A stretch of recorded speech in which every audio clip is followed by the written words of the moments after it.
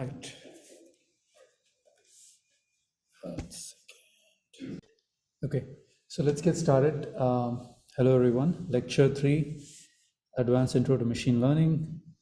Let's go through some logistics. So programming assignment due Saturday, right? Hopefully you already got started on it because it can be a little bit involved. The lecture notes are posted to the page. So this is kind of a compilation of topics you've discussed. So I'm thinking of updating it frequently. So you'll see a different version every few days, kind of an updated version. Okay. So we'll be assigning conceptual 1 tonight. So this is more of like complementary to the programming assignment. So you can get stronger on the concepts, get the foundations right. And the background for the conceptual assignment will be in the lecture notes. So anything that comes in the conceptual assignment, you'll find some reference material, references, and also some notes on it in the lecture notes. So you can refer to that. Okay, something new. So we'll have something called lightning presentations. So it's nothing complicated, but starting next week, in groups of 2, you can just pick a week, but one of the any of the weeks in the quarter, you can present for 5 minutes on any topic you've covered so far, with the idea that you can, you have a demo or something interesting that you want to share to the class. So you only do it once a quarter, like once in this course. So you can pick one of the weeks to do a lightning presentation. So we'll do it at the end of the class, so we can hear your perspective, right?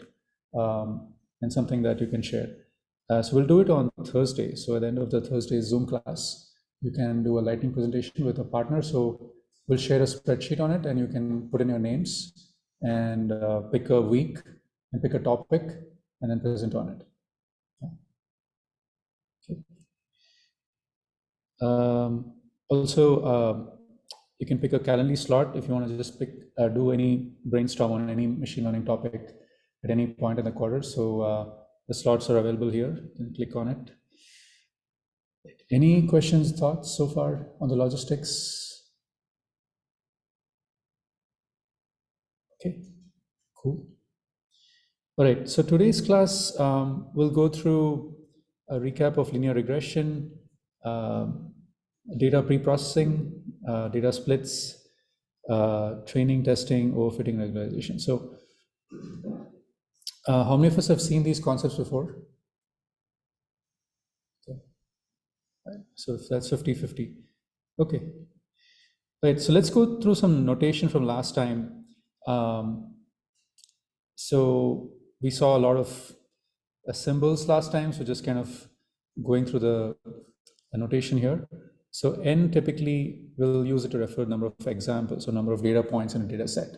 So let's say your housing price data set has 500 data points, so n is 500, or 1,000 data points, so n is 1,000, right? D is what we'll call feature dimension. So this is the number of features that you end up with for your machine learning model. So let's say on your housing data set, you end up with 10 features, so D is equal to 10, right? So that's going to be fixed no matter how many data points you have, right? So it's not going to change, but it is something that you can change before you start modeling, like depending on how many features you want to have, that is something. So D may not be like what you have in the raw data set might only have 5 attributes, but then your D might actually be much higher because you engineered some features yourself, or you dealt with categorical variables. So D refers to the final feature dimension. X is what we'll refer to as the data matrix, right? So as you can see, X is n by D. So each row is a data point and each column is a feature, right? So that is X. Xi will refer to the ith row of X. And then Y is the target vector, so it's something that you want to predict in the case of linear regression. W is a weight vector. So you see W is the same dimension as the feature dimension.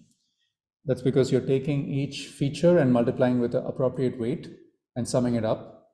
So W will be the same dimension as the number of features. Wi is the ith element of W. So this is W, this is Wi. Okay, so this is W1 and so on. W hat, so hats typically refer to estimates or predictions as compared to the ground truth. So W can, so when you say W, it might be any W, but W hat refers to the specific weight vector that you learned. So it's kind of like what comes out of your model. Y hat is also what comes out of your model using your W hat. So Y hat is X times W hat, right?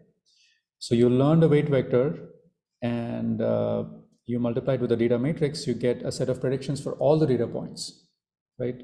If you only want prediction for the ith data point, so that's Y hat I, then you take Xi dot with W hat. So you only take, suppose I is the, so data point I is the ith row of X. So you take the ith row of X and dot it with W hat, you get the ith prediction, right? Is it closed? Sorry. Okay. So yeah.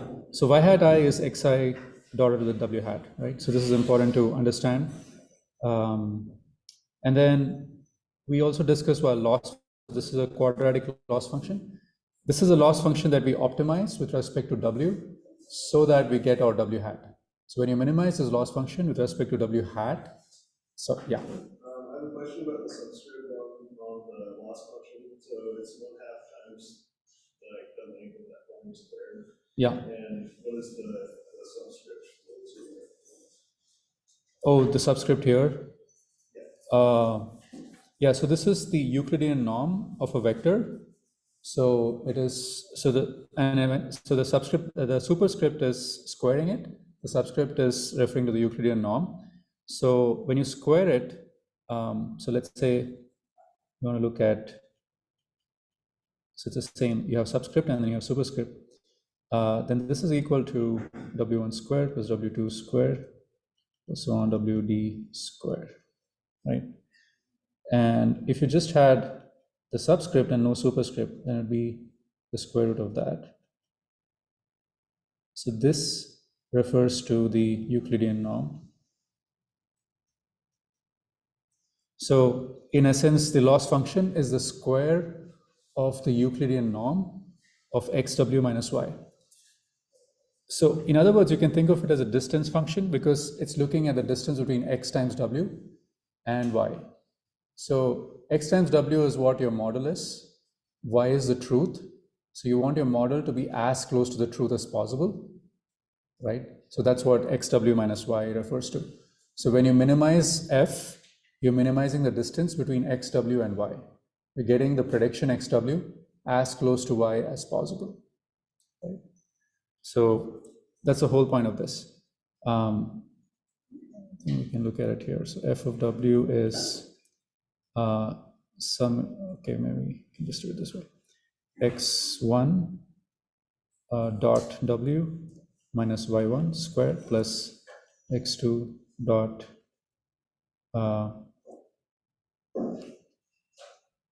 w minus y2 squared, so on xn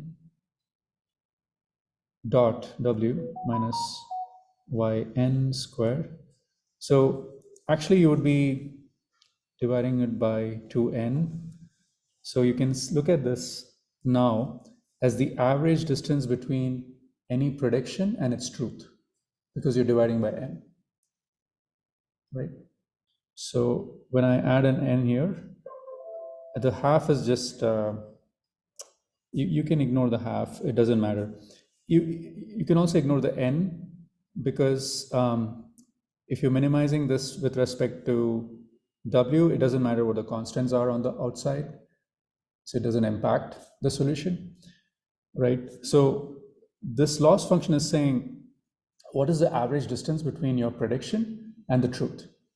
You want that average distance to be as small as possible. If the distance is high, your loss is high. You're losing out because you're not making good predictions. If the distance is low, average distance is low, your loss is low, that's great. That's what you expect, right? So we'll see some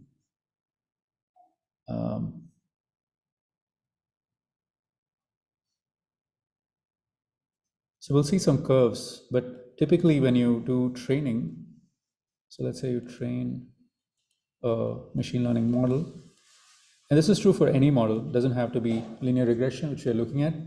You'll see a loss profile that looks like this.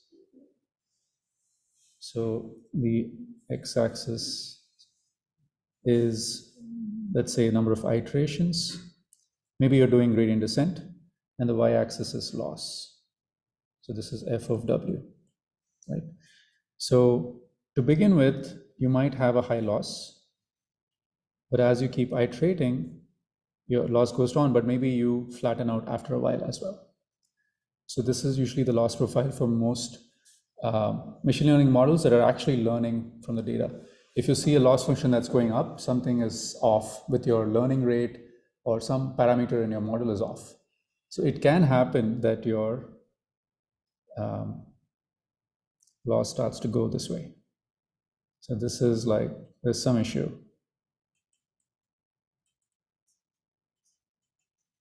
But if, like, in most packages like PyTorch or scikit-learn, if you let the model pick the learning rate, it's usually set in a way that your loss is going down. So you're actually learning. So you can say there's a lot of learning happening here. So here, select lots of learning, which is another way of saying that your weight vector is updating more frequently. But at this point, your kind of learning is flattened out. So you're not learning as much. So when you stop learning, which means your weight vector isn't changing as much, then you stop updating your weight vector and you say, okay, I think you kind of plateaued. So let's stop here and let's examine how our predictions are. And if they're not as expected or there's room for improvement, then I go back and then change something else, maybe add more data, maybe add more features, think about what actually is the issue, and then again train again. So it's a cycle. You train, you evaluate, you test, you examine your predictions. You're happy, you're not happy. You're not happy, go back to the drawing board, and then go through the cycle again. Okay, so that's F. So this is F for linear regression. So you have an F for every single kind of machine learning problem. So for classification, you have an F. If you want to do image captioning, there's an F for that. If you want to do something else, if you want to do chat GPT, there's a loss function for that. Chat GPT is more complicated, so it may not be a single loss function. There may be other things going on there. Deep learning model, everything is a loss function there. And those loss functions are designed so that a certain objective is attained, right? So in this case, it's for linear regression, you use a quadratic loss function. So we're using a Euclidean norm, but since it's quadratic in nature, so this is square of sum of square of elements of a vector, it's also called a quadratic loss function. So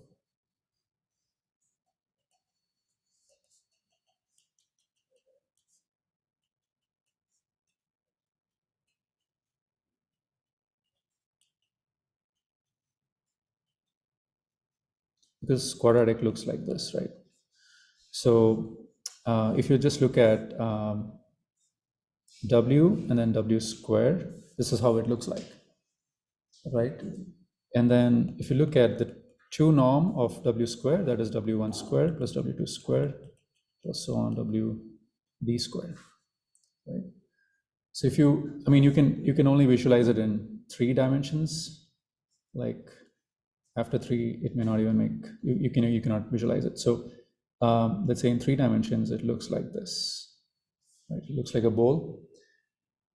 So this is W1, W2, and this is W1 squared plus W2 squared. Okay. So Because of this nature, because this is a quadratic function in one dimension, we also call this a quadratic loss function. Because essentially, this is looking at whatever quantity is here, you're summing it up, squaring it, and summing it up, which is a quadratic function. So that's a quadratic loss function. Okay. And then we have the gradient. So we'll touch upon the gradient a little bit more in the next lecture. Gradients are fundamental to machine learning, like we said last time. Like almost every single machine learning algorithm uses gradients. So it's important to, if you want to understand the fundamentals of it, it's important to go delve into it. So we'll do that in the next lecture. Okay. Right. So linear regression, the definition you can say is find the best weights or parameters, W. So you'll see different terminology, but it refers to the same thing: weights, parameters, coefficients. So they all refer to something that you're learning through data and through an algorithm. So data plus algorithm is a machine learning model, right? Such that for every data point xi, so this is data point xi. So data point is actually xi and yi, right? So this is your features, and this is your label, target. This is what you want to predict. So you want xi dot w, which is y hat I, to be as close as possible to y. This is what linear regression is doing. And so you minimize this. So we discussed this is a loss function. And when you minimize it, you get a closed form, but you can also minimize it using gradient descent, which we'll cover in the next lecture. So with this, let's look at a quick in-class exercise. So this is on linear regression in the housing prices dataset, assuming that you've already learned the weights, and the weights look like this. So the question is, how many categorical features and how many numerical features does your model have? So I think the in-class exercise is active, so you can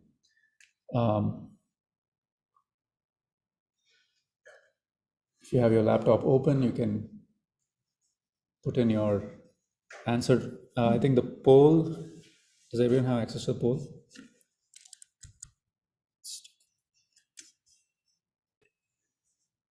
Okay, let's go.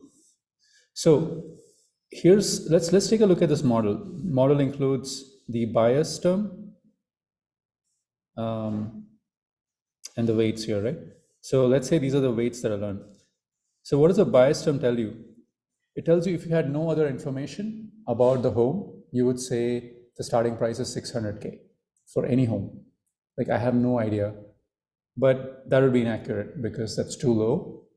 So you would never only consider the bias term, but the bias term is like a place to start, right? And then you can see the weights, the magnitude of the weights actually tell you where the emphasis is.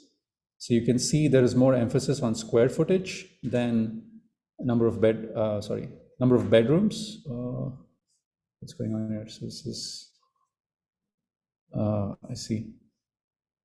This is actually, okay, some mix up here. Let's say this is W2, this is W3.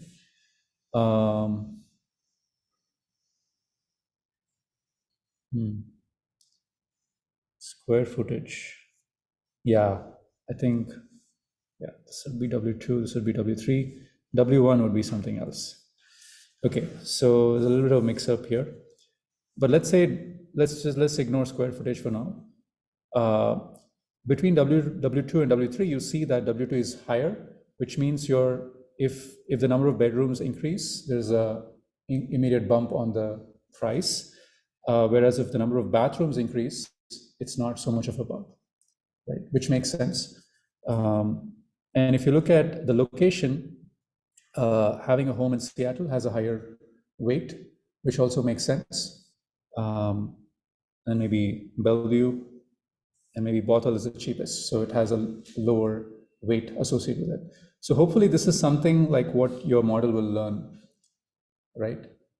But is this like the best model you can have?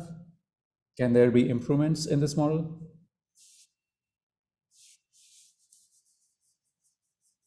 And where can you improve the model?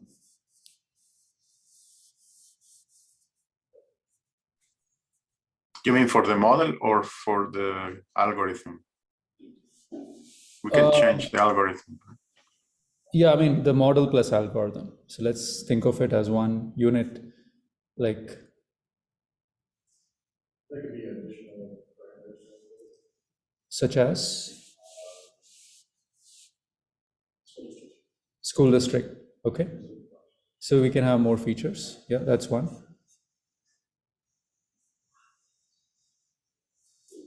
Anyone else? There's a lot of stuff to do that. There's a lot of stuff you can add. Okay, so that's one category. We can keep adding stuff. Okay, anything else? Any other category of improvements?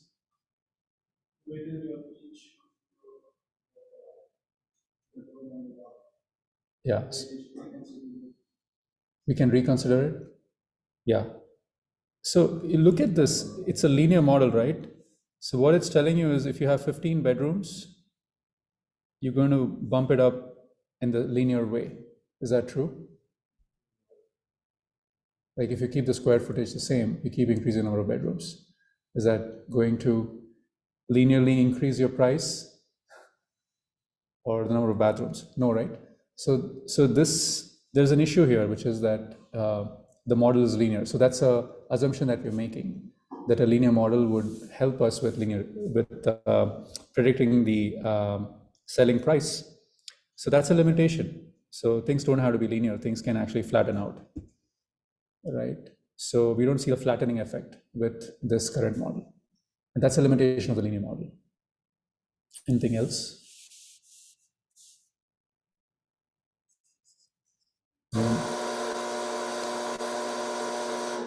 Anyone on the Zoom wants to say anything, share anything?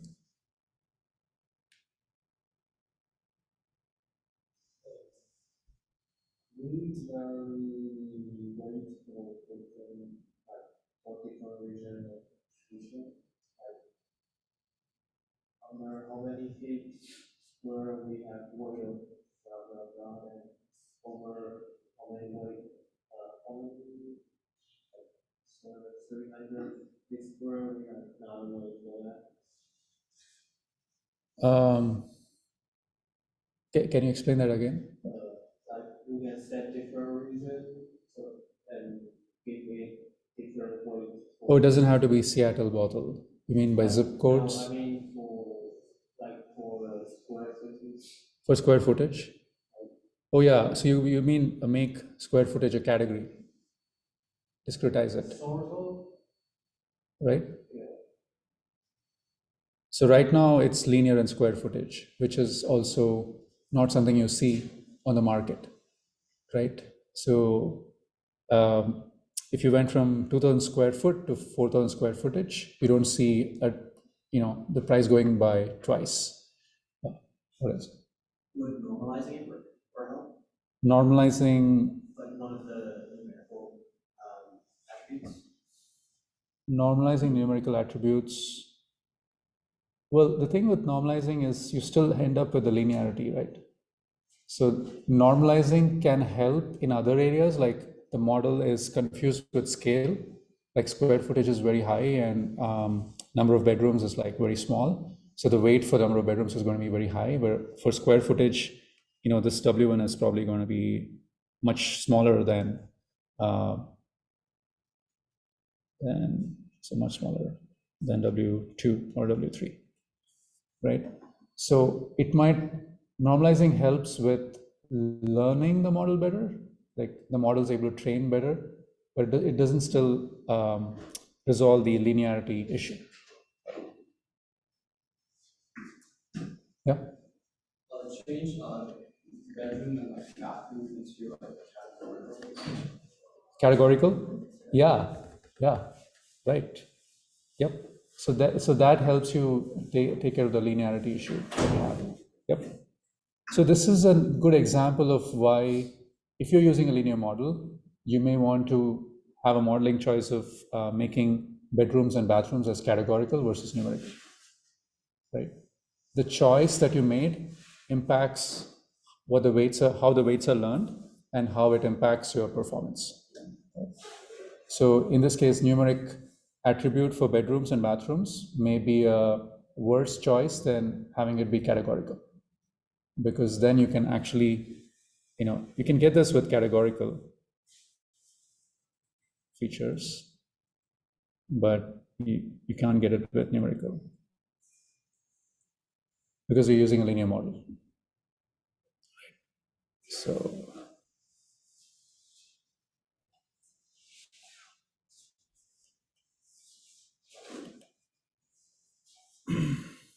okay.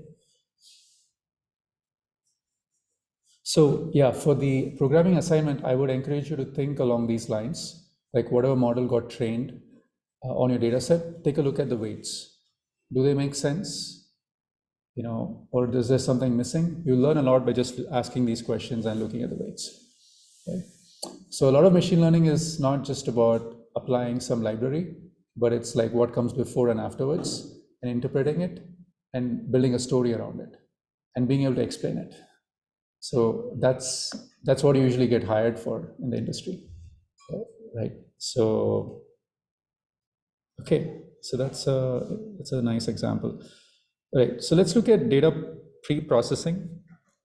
Like we said, you might start off with an X that's just like from the data set, and that's what we call the raw data. Raw data is something you download. Let's say you downloaded the data set for housing prices, that's your raw data. You didn't do anything with it, right? And then we have pre-processed data, which is a sequence of transformations. Maybe you added some categorical attributes, maybe you normalized it, maybe there might be other things like missing data, and then you filled in the missing data. So you did all of that, and that's what we call pre-processing, because you're processing it before the model training.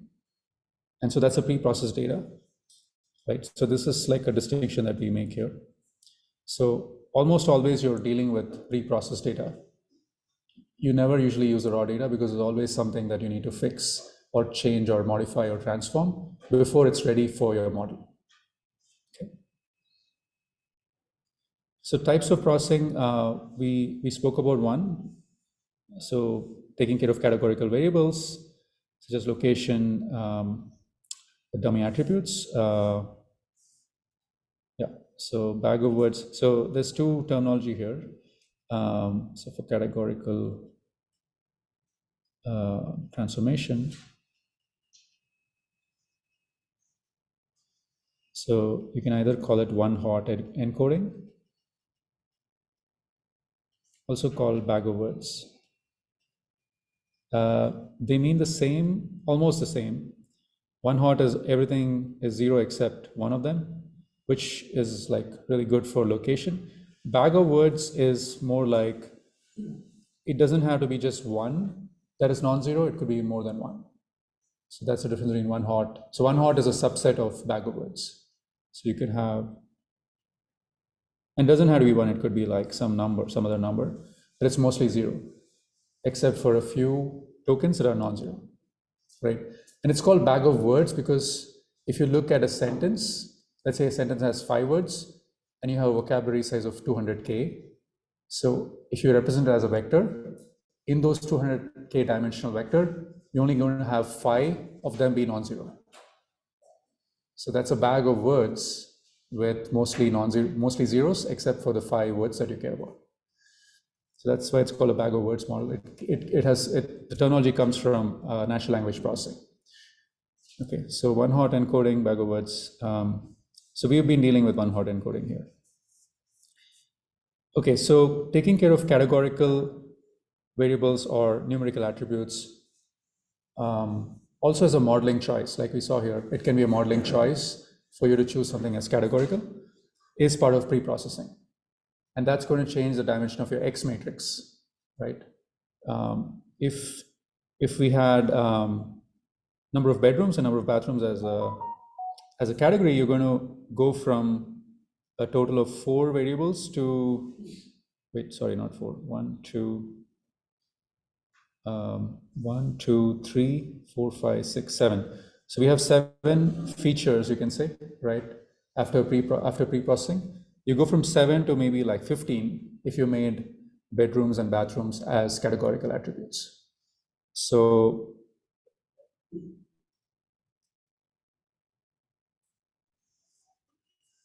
where were we here?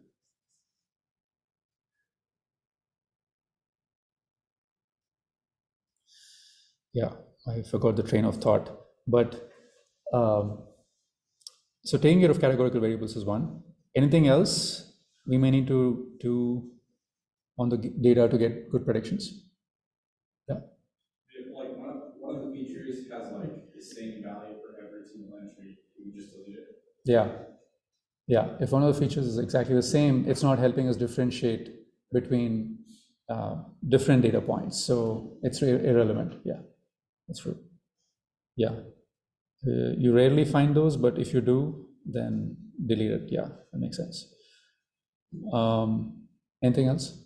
Also missing values. Missing values, yeah. You could maybe replace them with like the mean value. Replace with the mean value, yeah. So there is, that's a area called data. Let's go to the new slide. It's probably better. But there are different ways to do it. Either you remove like a row, right, or replace it with a mean value, or there's like different methods. Yep, that's right. So this is called what we call data imputation. In case of missing entries. So for whatever reason you have a NaN in your data set, which means it's irrelevant or we don't know what it is, and you cannot have a NaN when you're doing training. It has to be some numeric attribute. So you want to take care of that. Sometimes there's nothing missing, but you can have noisy data. So there is noise in your data. There is some issue. You feel that one of the features is pretty noisy. The measurement is off. So you may have some information there, or you may want to ignore it if it's too noisy. For instance, the case where you have all 2s, that's example of noise. What is that variable that is constant across everything, right? So maybe it may be noise, so you want to delete it. So noisy, taking care of noise. So this is something you want to check in a data set. Are there missing values? That's easy to know. You can just look for NaNs. You can look for zeros, maybe a missing, you have missing values as zeros, or maybe you have negative values where everything should be positive. So that's noisy, right? So you check for these things. And maybe you have like functions that check for it. Every time you look at a data set, you have a function that runs through and sees if any of these apply, then you do something with it, right? And then you also do this split between categorical and numerical features as it makes sense. And then once you've done all of this, this is your pre-processing. Now you finally get, so I think, I look at it as a figure. So you have X raw, so this is your raw data. And it goes through some pre-processing steps. And then you get as output. Right. So your raw data dimension might be n by, whatever, say n1 by d1. Your X features dimension might be n2 by d2.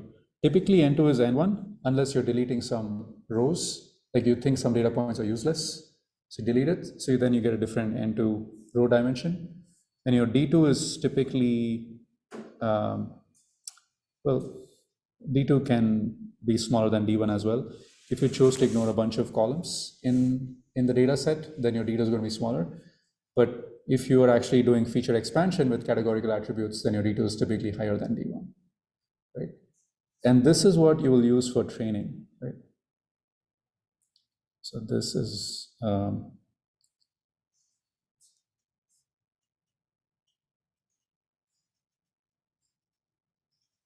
this gives you the model.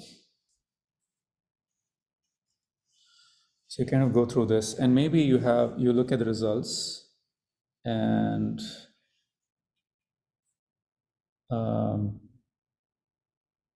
you do some output analysis. You say, I'm not happy. I go back to the drawing board. So you go through the cycle.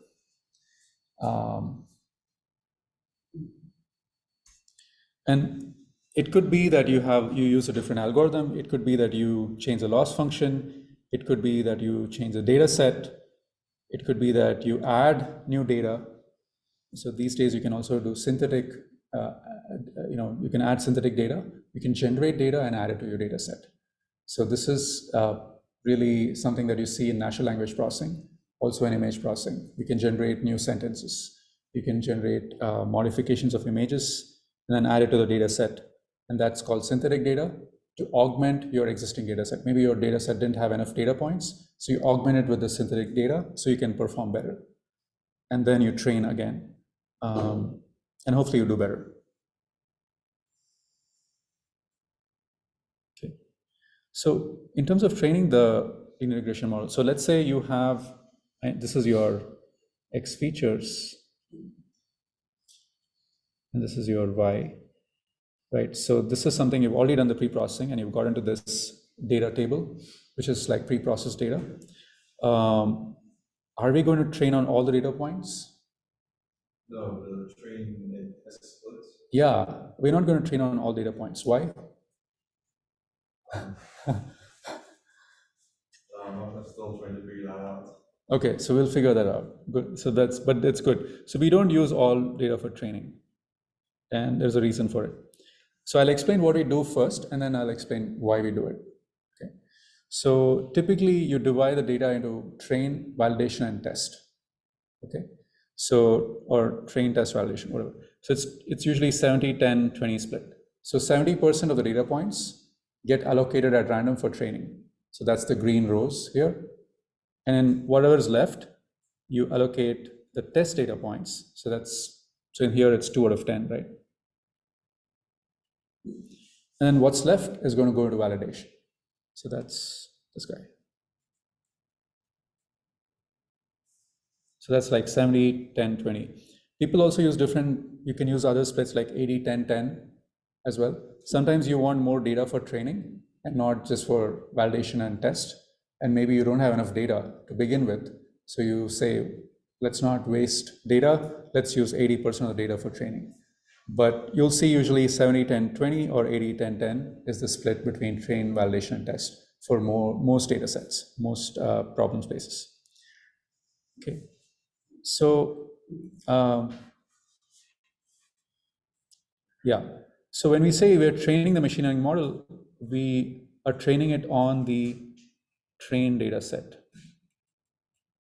right? So this is the 70% or 80% of the data set. So we only train on this data set. We don't train on the full data set. So that's what we call training, because some portion of the data is kept for validation and testing. So we discussed this, data splits. Yeah. Okay, so let's understand the need to split data, right? Why do we need to split data? Why not just train on all of the data set, use all the data, and do even better, right?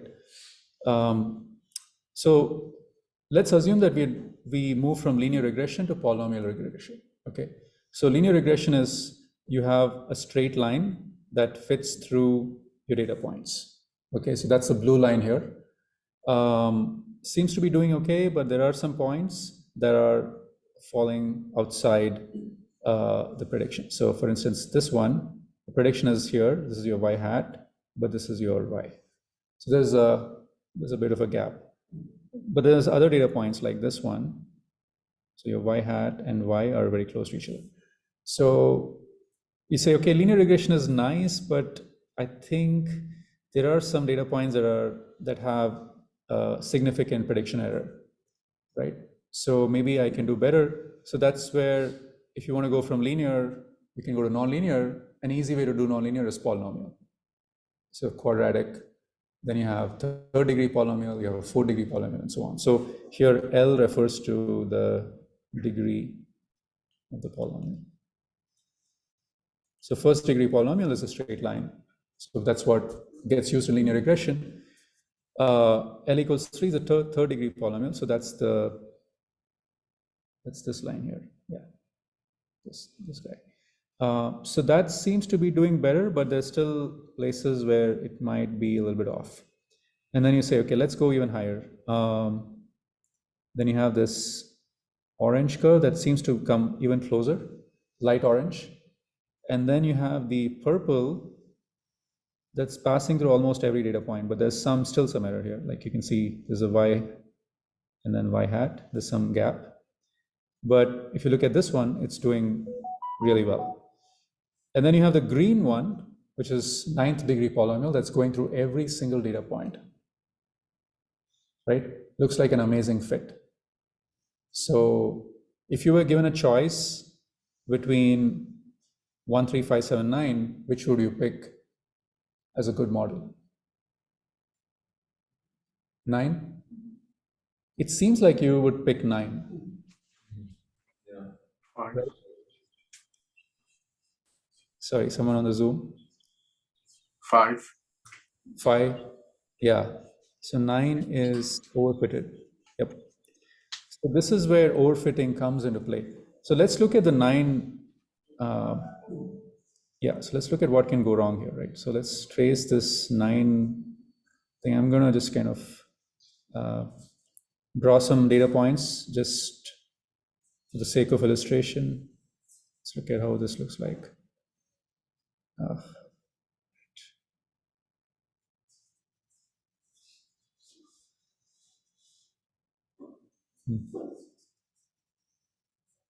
Okay. All right. So let's say this is what you see, right? So then the 9 degree polynomial might go like this. Okay, something maybe even more crazier, I don't know, something like that. Okay, let's say this is a 9 degree polynomial. Perfect fit. So why is it a bad choice?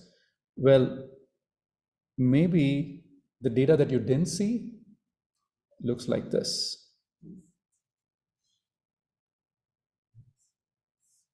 Okay.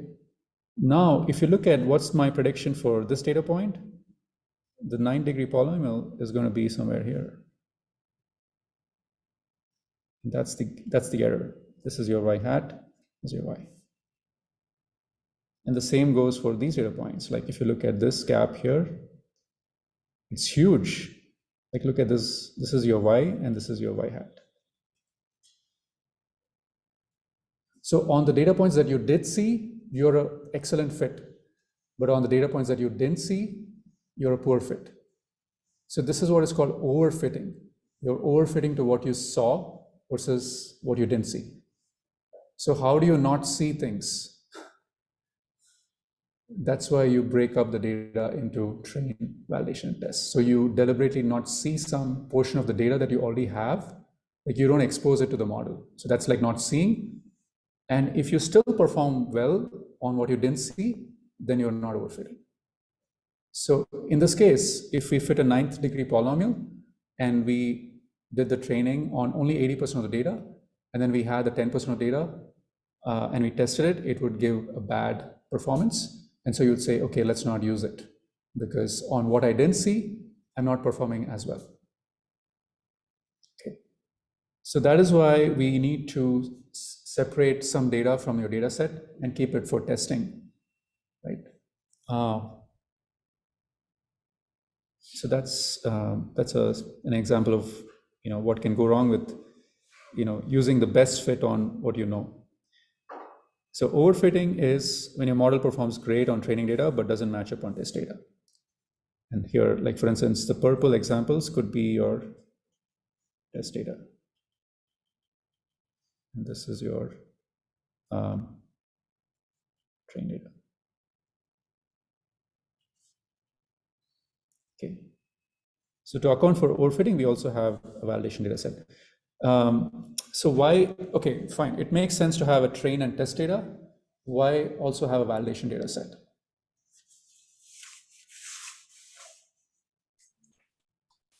That's the data that you use to basically combat overfitting.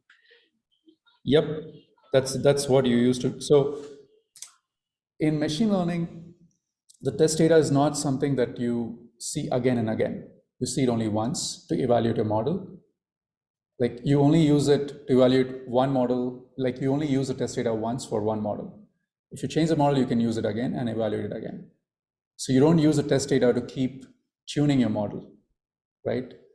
Because then it's no longer something that you don't see because you're seeing it, right? So you want to only keep the test data for evaluation purpose, not to see and understand and go back. So that's why you have validation data set, which allows you to see what it would be like on the test data set without actually looking at the test data set. So it's like a proxy for your test data, right? So validation mimics what would happen on test data. So if you perform poorly on validation, you might perform poorly on test data. If you perform well on validation, you might perform well on test data. So validation is like kind of a proxy unseen data set that gives you feedback to improve your model before you do your final evaluation on your test data set. Okay. And test data set is something that you may not even see. Like here for assignment 1, you're splitting your data into train, validation, and test. So you can actually cheat. You can look at your test data, right? And you can make amazing predictions. But in real world, like we will have Kaggle computations in this course. So you will not see the test data in that case. Like you'll submit your predictions and then you'll get the evaluation result. But you'll not know on what was the test example and how did you do on any of those individual test examples. You only see the aggregate performance. So that's how it is in the real world. So for that reason, you don't actually work with the test data. You only use it for evaluation. Okay. And you use validation as proxy. So let's kind of, I guess we can summarize it here. Yeah. So this is your train. Right. It's a different color. Okay. So this is train. Oh, this is bad.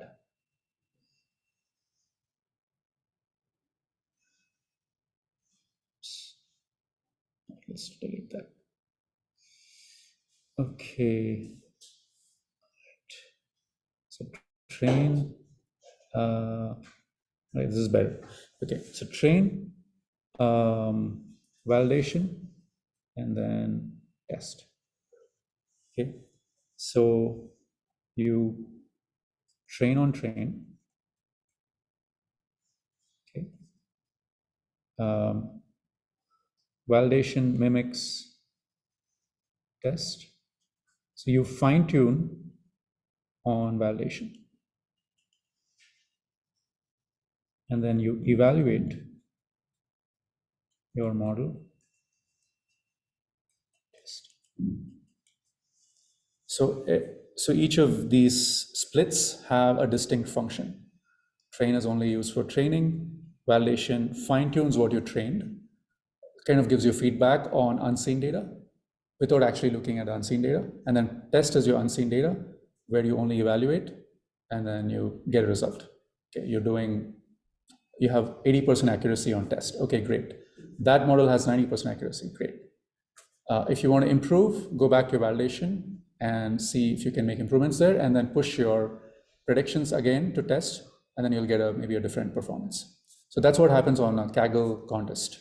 You keep iterating on your validation so you can do better on test.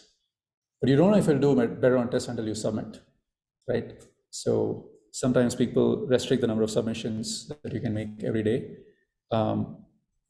But hopefully you're making good improvements on validation, so it will actually reflect in test as well.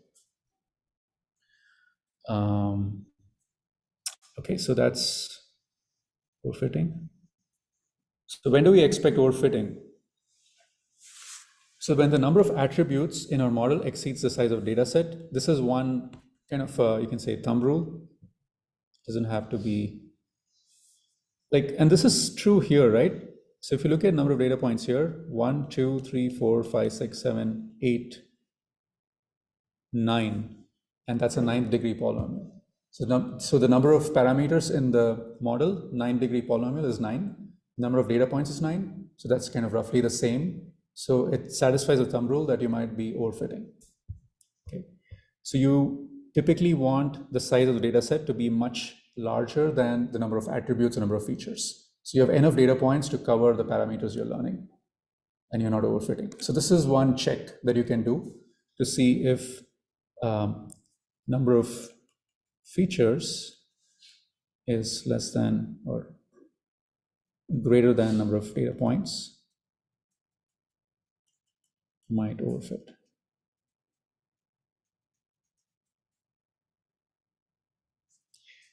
In the case of linear regression, it kind of boils down to the number of rows and number of columns.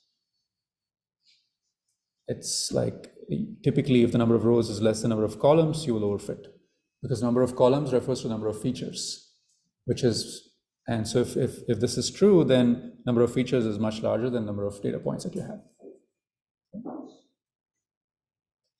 Okay, let's do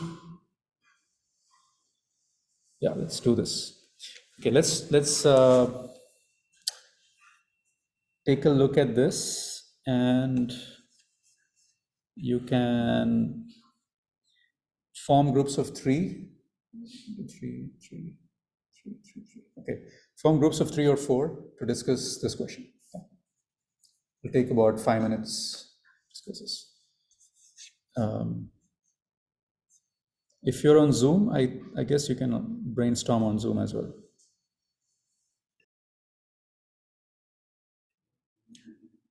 Yes, we can start. Yeah. So for the first question, what attributes, features that you have used in the ML model, we talked about years of experience, out of your resume, educational institutions, based on which institution. Okay. Skills like technical skills or soft skills mentioned on the resume. Right. And maybe some licenses, depending on, like, it's engineering, there's FE license, PE license. And for the second question, we talked about how to mitigate the biases. Maybe we could just remove the, if there is like a gender feature, we could just remove it completely. Yep. And we talked about maybe pronouns. Maybe the model has been looking at the pronouns and giving more weight to he, him pronouns than she, her. So we could just remove the pronouns.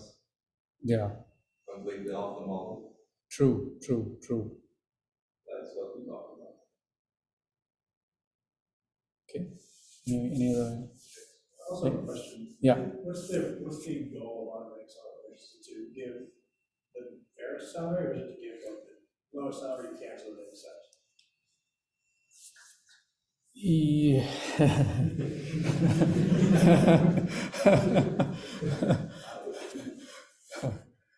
Well, it can be used in different places. So, actually, this is an example for regression, but you can even look at a resume and say, would you want to interview this person? So it could be more than just salary negotiation, right? So there could be reasons to automate it. It could be used for screening as well.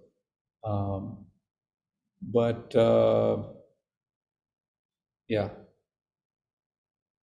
Well, maybe, yeah, it could be used for fairness. Yeah, that's a good point, because there is a big range in the market for any given job.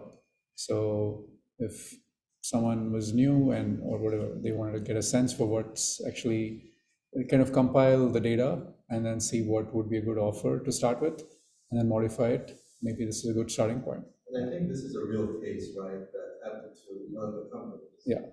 Was it Facebook? Yeah, so this is kind of a real case, yeah. So there was actually gender bias. So the model is as good as the data. So if the data has gender bias, the model is also going to have gender bias. So that's also a problem with things like ChatGPT that we see. If something's not fair on the net, it's also going to predict something that's not fair. So the model is as good as the data. So that's what we see here. So taking out the gender is going to help, because then you will not have issues but it's not going to remove data bias. The data is still going to have that bias. So you'll remove model bias, but you still have data bias. Anything else came up? Maybe look at bringing like decent clippings or decent data. So if we were to look at something like title, right? And titles kind of go higher and higher, you see more and more see less and less women in those roles. Like those high roles will probably have a much higher salary. So if we clip certain titles, so does that might help? Yeah. Yep. True. That's a strategy. Yeah. Yeah. These kind of things can appear in the news. So this is like stuff of the news. Anywhere there's a bias, it's going to show up in the news. Right? So not everything is easy and straightforward in machine learning, right? You can push out a model and say, hey, we have solved this problem, but then suddenly there's like biases that keep coming out. It reflects inherent bias. So that could be a good or a bad thing, but there is bias. Yeah. Okay. This is a recent example of model bias. This is like, what's the state here? This is like Jan 4th. That's like 5 days back. So a face recognition model was used to tag a person, and they were jailed for a week. And the issue here was also that only data based on face recognition was used to make the arrest. So they didn't check for the height or the weight or other attributes. So it is kind of a high level overfitting. You're overfitting to, at a higher level, I mean, not at the model level, but a higher level, you're only using face attributes to make a decision when you should have actually used other things like height, weight. And in this case also appearance of some features on the face, like a mole or something, was actually missing. So if you had just gone by that, you would have immediately ruled out this. So this is more, yeah, this is an example of model bias, but it's also at a high level overfitting. What overfitting can actually do in the real world is have issues like this. Just want to share that. You can read the news article here, kind of linked it. Something in the chat. Yep. Right. So overfitting, model bias, robustness. So these are three very important terms that you'll encounter in machine learning, and they are related. So let's just kind of look at it. Overfitting is when the model overfits to data. Perhaps there's an N of data, there's too many parameters. For instance, higher degree polynomial, that's an example. Model bias, the model ends up having bias in the predictions. So we saw that with the resume example. Model bias can be due to overfitting, or it can be a data bias. So it is possible that you're overfitting and have a model bias, or there's actually data bias. And then there's model robustness. A model is said to be not so robust when small perturbations of data can lead to very different results. So facial recognition is one such use case where people could be similar, but actually there are differences. But those are small perturbations perhaps for the model, and it thinks they are the same. But that mistake can be very costly. So you need model robustness. Model robustness may or may not be connected to overfitting, right? So if a model has only seen a few examples of a particular data point, it may be prone to more robustness issues, but you can have robustness issues even otherwise. You might have enough data and still have robustness issues. So this is a famous example that kind of was in the news back in 2015. I mean, this and something like this. There's other examples, but so this is a classification model, right? Classification. I think this was based on GoogleNet. This is a computer vision model. So GoogleNet classifies this as Panda with 57% confidence. This was back in 2015. And then you add some noise that looks like this. It's not much. It's and the noise itself is classified as nematode by the model, but that's not so relevant. If you add the noise and then you get something like this, to a human eye, that's still a panda. But now the model is 99% confident that it's a gibbon. So this is a clear issue with model robustness. Small perturbations to the data is giving a different result. So even though this GoogleNet was trained on billions of data, I think millions or billions of data points, and has millions and millions and hundreds of millions of parameters, so data is not an issue, but robustness is an issue. Right? You can also say it's kind of overfitting. Maybe it's overfitting to clean images. When you change things a little bit, it's like doesn't know what to do. So, and people have actually done some research on taking any model and then finding what the failure points are. Like, what's the least perturbation I can do to an image or whatever I want to classify so that I get a different result, and then say, hey, this is where you fail. And that's what people are doing on ChatGPT too, right? If you look at all the LinkedIn posts, they're like, okay, I tweaked it this way and then I got a different result. So this is where it fails. This is where it works, this is where it fails. So looking at robustness is also a very important topic in machine learning. Okay, so let's take a 3-minute restroom break and then we'll come back. All right, so the figure to remember for overfitting is something that looks like this. On the x-axis is model complexity. On the y-axis is error or loss or something like that you want to minimize. And model complexity here, for instance, if you're looking at polynomial fits, what's the measure of model complexity here? What tells you that a model is complex in a polynomial regression? Like, what defines model complexity for polynomial fits? The degree. The degree, yep. So higher the degree, the more complexity, right?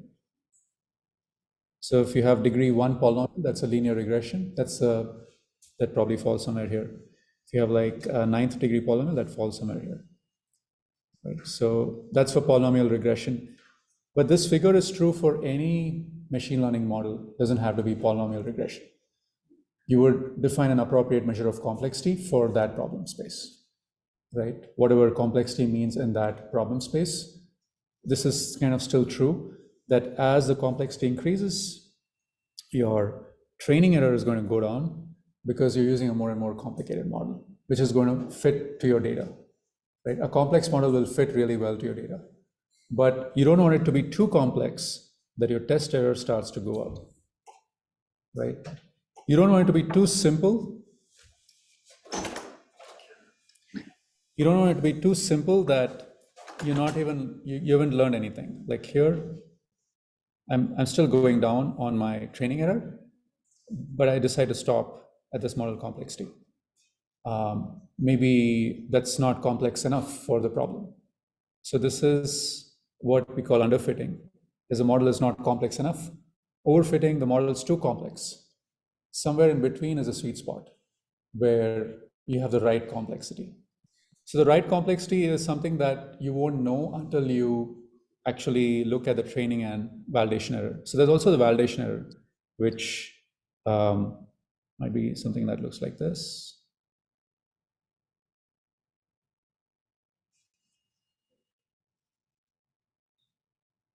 So what are these errors? These are errors on the respective data sets. So maybe you have a loss function like quadratic loss function that we looked at for linear regression. You look at the loss function on train data, you get the train error. On the validation data, you get the validation error. And on the test data, you get the test error. So we said that the validation data set mimics the test data set in terms of performance. So you would expect a curve that looks similar to the test data set. That is, after a while, it starts to go up, right? So the validation data set is what you're going to look at and plot the validation error, and that's going to tell you what the sweet spot is for the model complexity, right? So maybe you fit a linear model, a third degree polynomial, a ninth degree polynomial, fifth degree polynomial, and you said fifth degree is my sweet spot because ninth degree polynomial overfits and the first degree polynomial underfits. So maybe your sweet spot is right here. The sweet spot in this case is where the validation error starts to go up, right? The train error will always keep going down because you're just fitting a more and more complex model. Complex models will fit well on a given data set, but overfit on unseen data. So this is the kind of the big picture story of overfitting and underfitting and understanding the right model complexity.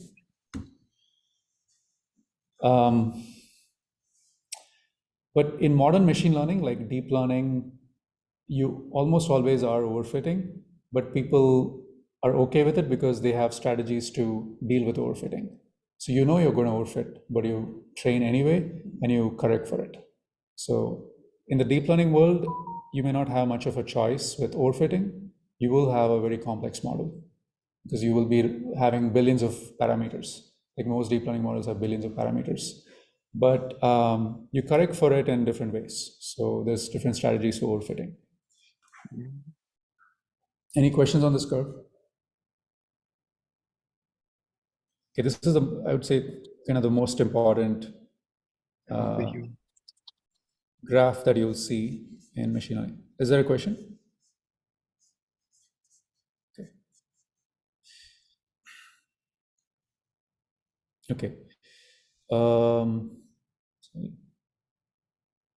Yeah. So I think we discussed this. Yeah, why not use all data for training? Because you want to evaluate on unseen data. Why not just have train and test data? Because you need to account for overfitting. So validation is actually going to help you with overfitting. If you're performing poorly on validation, so let's go back here. Let's say here, the validation is actually high.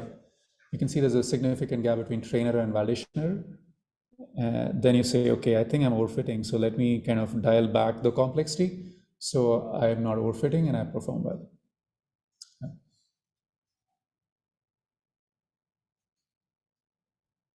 Okay. So yeah, another way of thinking of overfitting is there's probably many possible solutions that fit the data. So pick a solution that, that's probably simpler.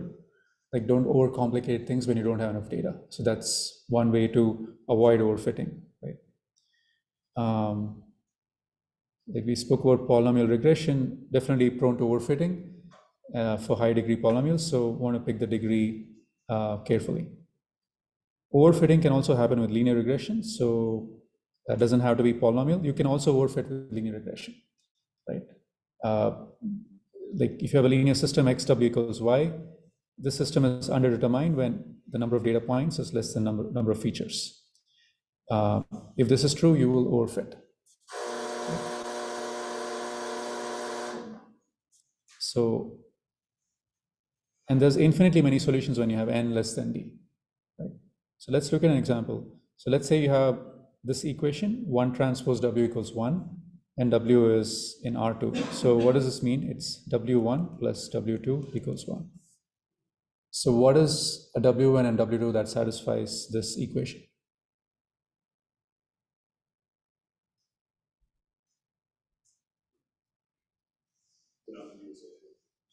It could be anything, right? So there's infinitely many solutions. So when you have infinitely many solutions, how do you know which is the one that would be best for your data? All right, so that's the tricky part. So this is where, when you have too many degrees of freedom in your model, the model might just pick something. It might say, okay, well, you know, I'm going to pick 0 and 1, or I'm going to pick 0.5 and 0.5. I'm going to pick 1, 0, wait, whatever. I can do many other combinations, right? So, but as far as your test data set is concerned, maybe one of them is better than the other. But the model doesn't know that because it is overfitting. So it just picked one that it seemed it would work on the trained data, and it works well because I fit exactly, like W1 plus W2 is 1. But on the test data, I'm performing poorly because my choice was not good. Okay. This is specific to linear regression. When n is greater than d, the data matrix is said to have full rank, and then you don't overfit. Right? We spoke about this as well. This is true for any problem space. When number of data points is comparable to the number of features, you might start to overfit. So one solution is to increase number of examples, right?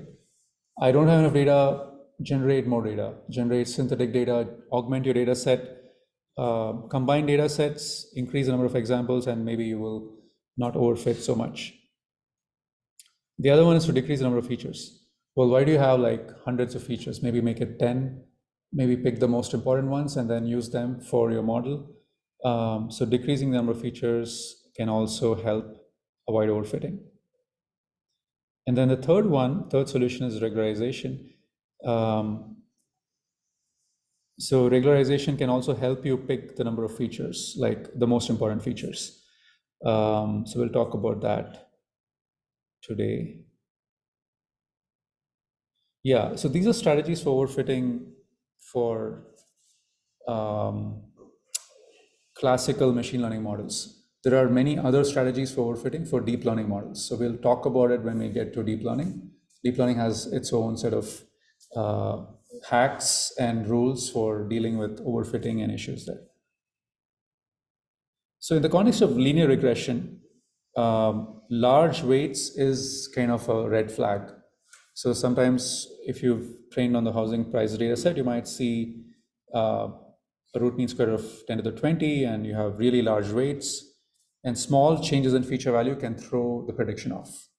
So there is a lot of emphasis on some of the features as compared to the other features. So that is overfitting, right? You're overfitting to some of the features. So large weights is a sign of overfitting.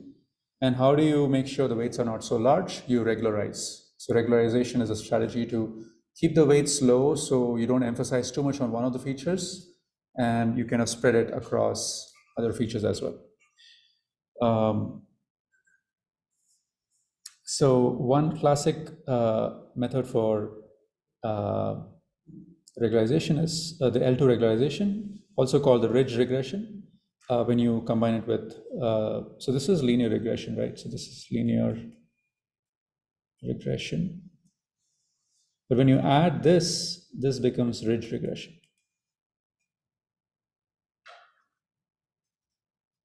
So if I just take the second function here, I minimize a quadratic. The quadratic is the smallest when W equals 0, right? If W is anything else, it's not going to be small. Yeah. Like just think of the quadratic here. So smallest when W equals 0. So if W is negative or positive, it doesn't matter, it's going to be large. So if I were to only minimize the quadratic, I'm going to set W to be 0. Right? If I ignore the fact that I actually have a loss function for linear regression and I only minimize this, I get 0.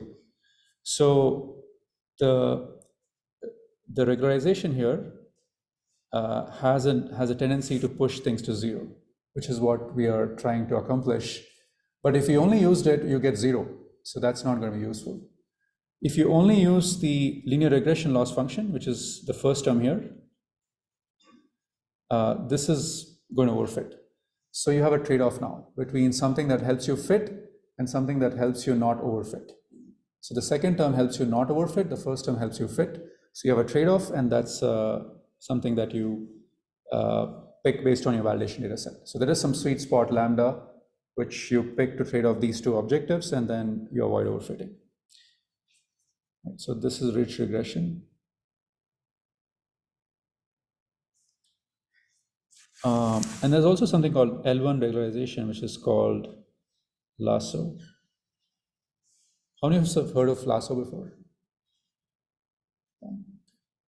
So lasso is when you replace this with this. So L1 is the sum of absolute values of the entries of the vector.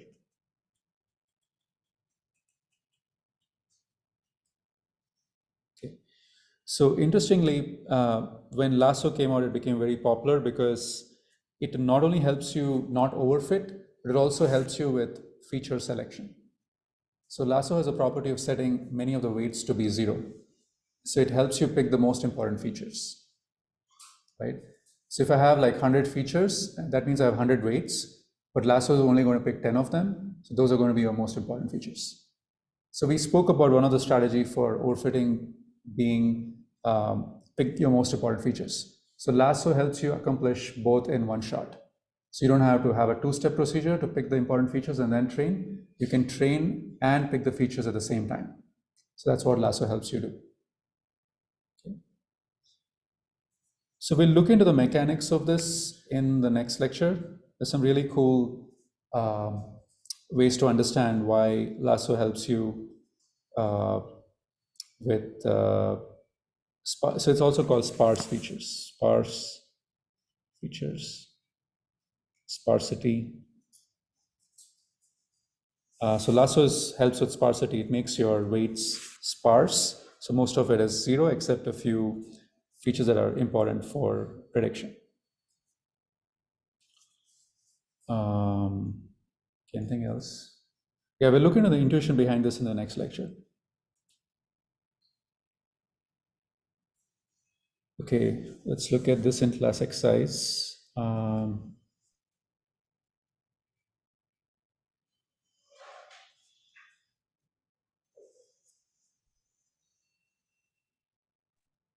I have a question. Yeah. Can you combine them? Let's say that you have a model, and first you apply lasso to make the coefficient 0, and then you apply rich L2 to minimize the coefficients that are left. So Yeah. is that possible as well? Can you combine it? Yeah, that's possible. It's been tried. It's called elastic net. So they actually they do it in one shot. So you have two hyperparameters now, one for lasso and one for the ridge.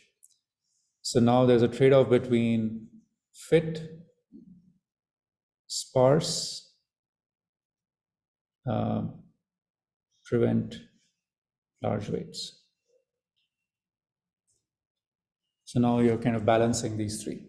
And your lambda 1 and lambda 2 these are called hyperparameters actually. So you encounter this a lot as we go.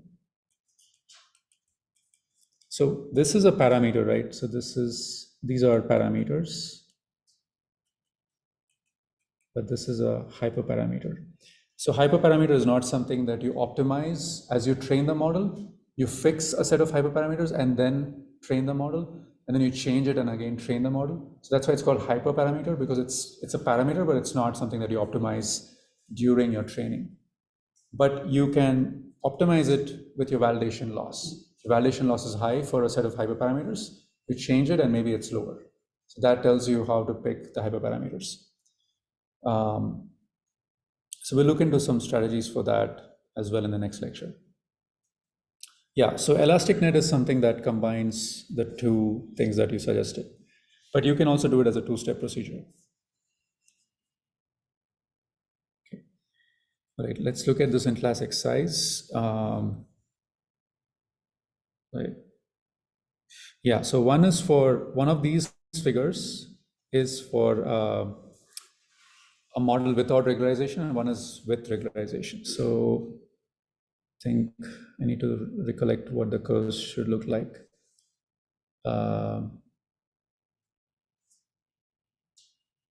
Right. Train.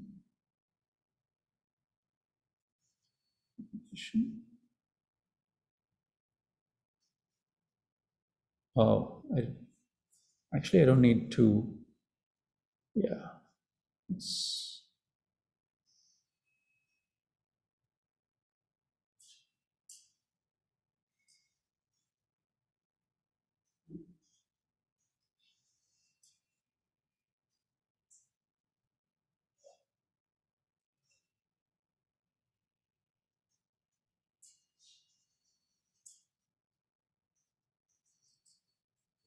okay, so we have the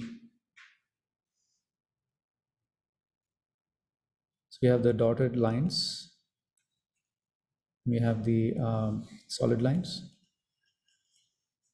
Okay. So the question is, which of these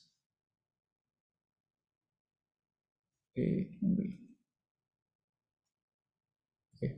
So the question is, which of these refer to the regularized linear regression model? And let me also say that here, this refers to train error. This refers to validation. So you have a solid line for train and a solid green line for validation for one of the ways of training the model. And then you have the dotted line, which is in red for train, and the dotted line in green for validation for the other model. So the question is, which is which? Is a solid line corresponding to the one without regularization, or is it the one that's corresponding to the one with regularization? It's a little bit tricky, but maybe think about it. So when lambda is 0, we know what it is. It's just regular linear regression. But what happens when you go to the other extreme and push lambda to infinity?